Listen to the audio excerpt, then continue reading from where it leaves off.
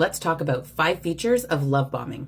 If you've ever been in a relationship with a narcissist, you'll remember the beginning was amazing.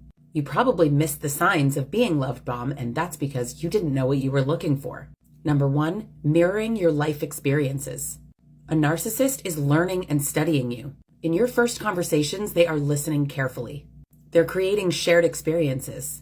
You like that band? Me too. Oh, you're from California? I went to school there. These false commonalities make you feel understood. It builds trust. They create a faux history on the fly out of nothing.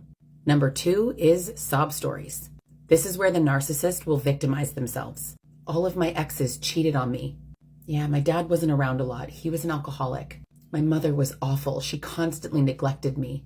This creates excuses for their future abuse, but it also makes you feel sorry for them. You start to see them as non-threatening.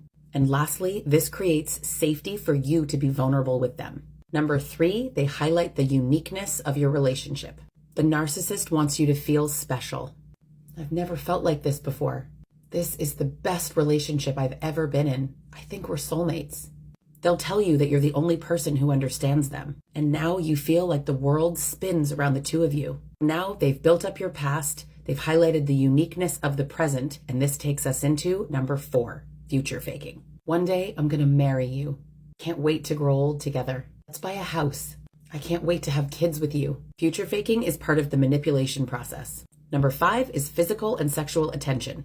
This gets the chemicals to be released in your brain.